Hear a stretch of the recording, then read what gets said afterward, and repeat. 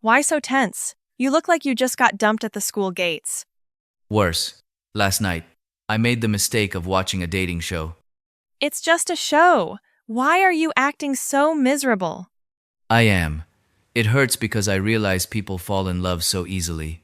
Meanwhile, I order a brown sugar boba and get a peach lemongrass tea by mistake. Which show did you have too much free time to watch this time? That one where a bunch of hot guys and girls are thrown into a villa. By day, they swim. By night, they pour their hearts out on the beach under a dim yellow light. It's exactly like a fabric softener commercial. Ah, got it. The show where every time they open their mouths, I feel like our frequencies are really connected. Right? Bingo! I got to the part where this dude declares, "I fell in love with you at first sight," even though he'd been staring at her for less than 8 seconds. 8 seconds is a long time, dude. These days, people catch feelings just by accidentally making eye contact in the hallway. Eye contact is nothing. I know a couple who got together just because they both hate math. Sounds reasonable. Two souls in harmony. Reasonable, my foot. The scary part is, they broke up just because one had to retake the class and the other passed. Are you watching a dating show or channeling the soul of a nosy neighbor looking for drama? Because I don't get it. How can they drop pickup lines so smoothly? If it were me, I'd probably stutter like, "I think you're very, and then literally bite my own tongue. Well, yeah, your communication skills are in the negative infinity range. Hey, watch your mouth. Don't rub salt in this bleeding heart. What's salt? Who was it last week that carefully wrote "good night, sweet dreams" to slip into their crush's notebook, but accidentally slipped it into the class conduct book? I genuinely think that incident should be buried in the sands of time. Not a chance. It's become an immortal legend in the hearts of 60 people. Do you know what gave me the biggest chill down my spine at that moment? What? The discipline teacher read it? No. It was the next morning when the whole class simultaneously burst out laughing. Oh, I remember. Min, the class monitor, patted your shoulder and added, "Good night, darling." That guy Min. I swear, a gentleman's revenge is a dish best served cold. Revenge by taking the mic and wishing him a good night at the Monday flag-raising ceremony? Noted. That's a good idea. But admittedly, these dating shows are wild lately. They've only known each other a few days, but they're making vows like they owe each other from 3 past lives. Right? I was sweating bullets watching it. The pressure is on par with being interrogated by relatives about when you're getting married during Tet. I foolishly sat down to watch it with my mom the other day, too. And? What did the Queen Mother say? My mom looked at the six-pack guys on TV, then turned and looked me up and down. She was utterly disappointed, wasn't she? No. She sighed and asked, "You know nothing about housework, yet you're dreaming of a fairy tale romance, honey." Parents always have the superpower of dragging us from pink clouds straight down to a pile of utility bills. Exactly. It went from a romance movie straight into an episode of wilderness survival skills. But joking aside, watching it actually made me feel a bit sad. How do people find love so easily? It's not easy at all. It's just because the editors added a melodious background track that you find it romantic. What do you mean? What does the background music have to do with it? Let me give you a real-life example. You're taking a walk, and a guy takes off his jacket and drapes it over your shoulders. So romantic. 10 points for being thoughtful. Thoughtful, my eye. In reality, he's just scared you'll catch a cold and sneeze your sore throat virus onto him. You're such a buzzkill. Next one. What if someone suddenly asks, "Have you eaten yet?" It shows deep, warm affection. Wrong. He's just boring and doesn't know how to start a conversation without being awkward. Wait, Emma. Why does it feel like romantic love is just like analyzing literature texts after you explain it? Because real life is raw and not as cinematic as the movies. Get it? Aha. Using the word cinematic now. Binging too much Netflix has gotten to you. Still better than someone who overdosed on dating shows and now talks like a circus MC. Emma, amidst the hustle of billions of people out there, I only want to choose you. Before you choose anything, please go to the counter and pay for these 2 coffees first. Love in the capitalist era. So pragmatic. Not pragmatic. Your wallet is just too thin. Well, those two things are closely intertwined. But on second thought, I think you'd be a great fit for those shows. Really, do I give off romantic male lead vibes? No, looking at you just screams walking comedy content. Give me an example. How would they introduce me if I went on there? Introducing the handsome idol, Alex. Strength. Surviving on instant noodles at 2 a.m. Weakness. Easily delusional that people like him, just because they smiled back and said hi. Hey, a bright smile is a signal from the universe. That's full of hope. Universe nothing. They were probably just in a good mood and smiled out of politeness. I've discovered you have this elegant hobby of crushing other people's dreams, huh? And you have delusions of grandeur, writing fanfics about your own life. Look at how sincere I am. If I really went on a show, how many episodes do you think I'd last? Episode 1. Absolutely. That quick. You're underestimating me too much. Duh. On TV, people confess their ambitions, while you'd nervously hold the mic. Hello, my specialty is sleeping in, and my passion is dodging deadlines. Who would vote for that? What? I'm being true to myself. Honesty is the foundation of love. But no girl wants to date a walking blanket. So vicious. That's my second critical hit today. Just kidding. But on the bright side, being around you is a lot of fun. People usually use that line when they can't find anything better to compliment. I'm being serious this time. Hanging out with you is never boring. Wait. Hey, hold on. According to the dating show ideology, the phrase being with you is never boring is a flashing green flag. Stop being delusional and analyzing things like a relationship expert, you weirdo. I'm obsessed. Ever since I watched that show, whenever anyone looks at me, I have to analyze their gaze. Oh, really? Then what does my current look mean? Try analyzing it. It's the death glare of a disciplined teacher catching a student copying cheat sheets under the desk. Very good. Fortunately, you can still distinguish between life and death. I couldn't snap out of it, tossing and turning last night. I even directed and acted out a whole scenario of me filming the show. You took it that far, so how did it go? Tell me. It got to the most intense part, voting for someone to go on a private date. I was nervous, drenched in sweat, trembling as I opened the envelope. And whose name was on it? Blank paper. No one voted for me. What happens next? As a result, the MC had to drag me backstage and shove a salted egg sponge cake into my hands to comfort me. Oh my God. Why is your imaginary life also so tragic, Alex? Because real life is even more miserable. I have to get used to it so I won't be shocked. Just hush. At least you have a sense of humor. That's a coping mechanism for lonely people. Glowing with comedy on the outside, on the verge of tears on the inside. Listening to your melancholic rants makes me feel bad for you, but it's also hilarious. You flatter me. I've trained this routine to a masterful level. Anyway, let's wrap up today's issue.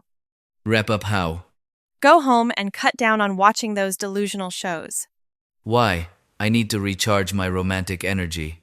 Because real life doesn't come with a built-in soundtrack. Actually, I don't need a soundtrack. Huh? Why so deep all of a sudden?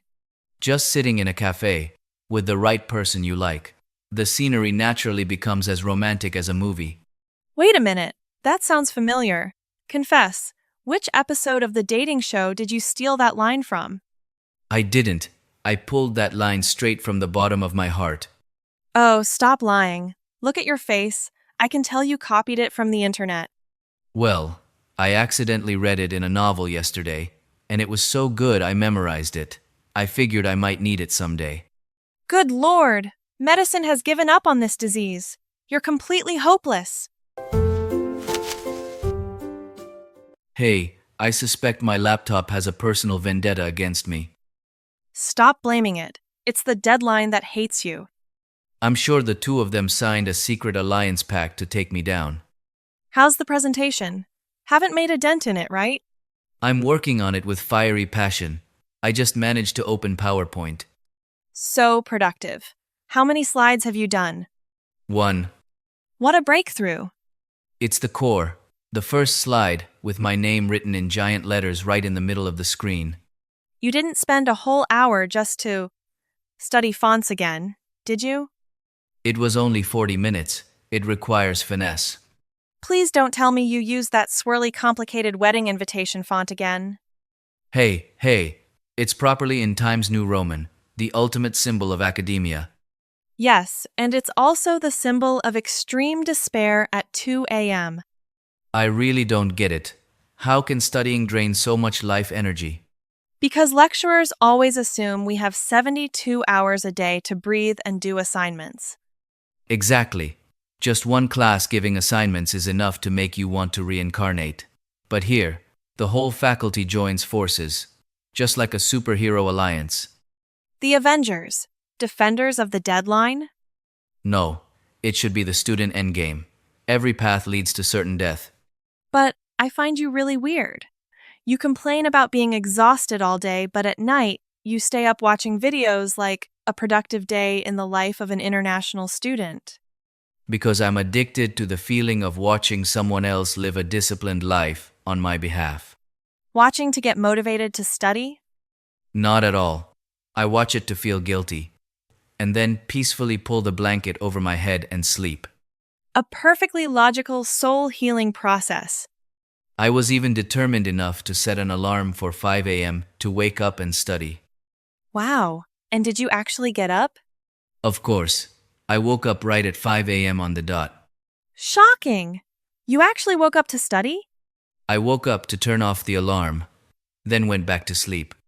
At least your motor nervous system is still functioning well. I even invested in a super fancy study planner to map out my life. To write down your detailed daily study schedule? No, so that every day I open it, I can neatly write exactly 3 words, start it tomorrow. I officially declare that you are the most perfect motivational speaker by showing people they still aren't the biggest losers in the world. I humbly accept this freezing cold compliment. Anyway, what's your presentation topic this time? The distraction of youth in the modern academic environment.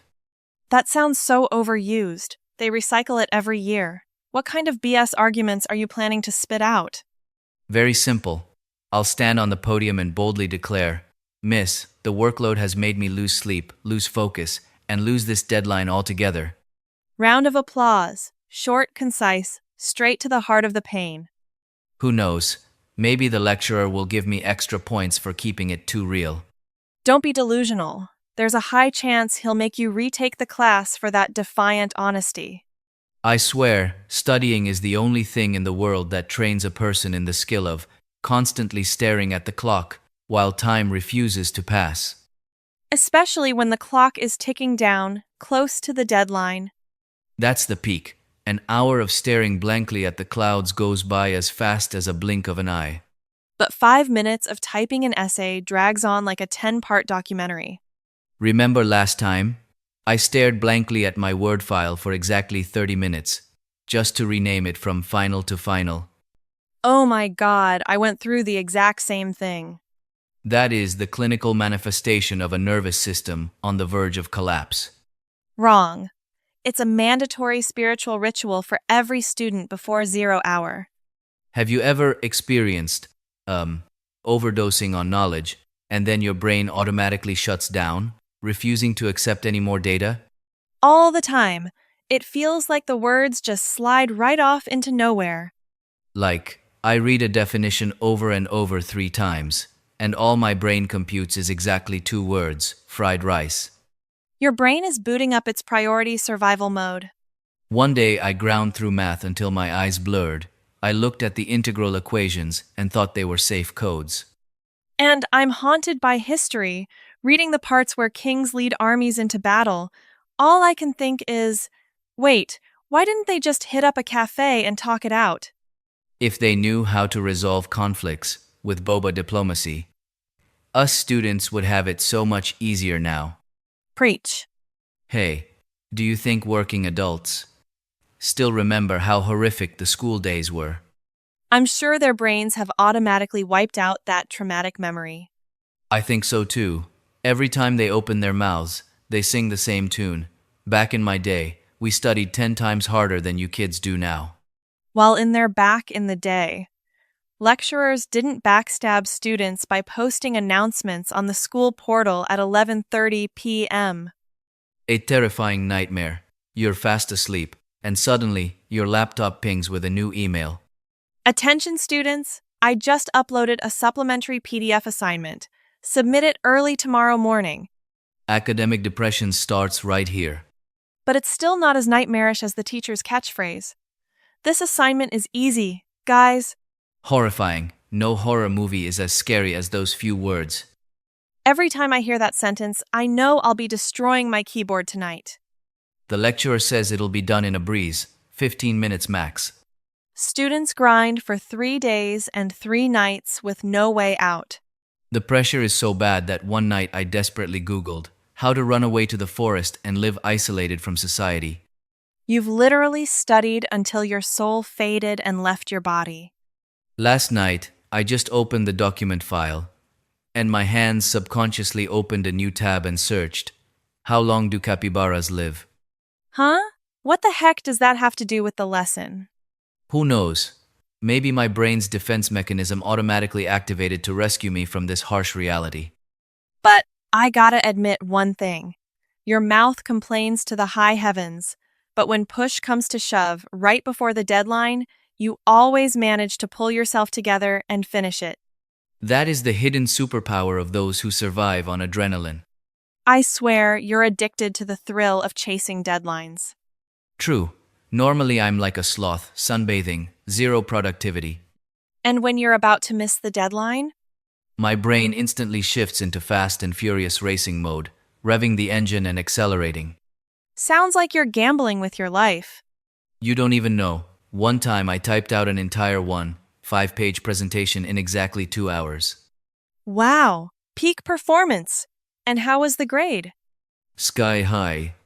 Wait, then what have you been whining about this whole time? Because, in those 2 short hours, my lifespan decreased by about 5 years. The price of procrastination is fading beauty. You know, I was so naive when I was a kid. I was convinced that when I grew up, I would be free to spread my wings. And the harsh present reality? Currently, every morning I open my eyes. I see the ghost of deadlines standing right at the foot of my bed, smiling at me. Sincere advice. You should close your laptop and go to bed earlier. I can't. I only find the inspiration to study in the dead of night. Cut the poetic crap. Nighttime is when you start panicking because you're drowning in assignments. You hit the nail on the head so perfectly I can't even argue. Oh, for God's sake, just open your precious file. I'll take a look and lend you a hand. Emma, you are truly the blazing sun illuminating this dark life of mine. Stop kissing up.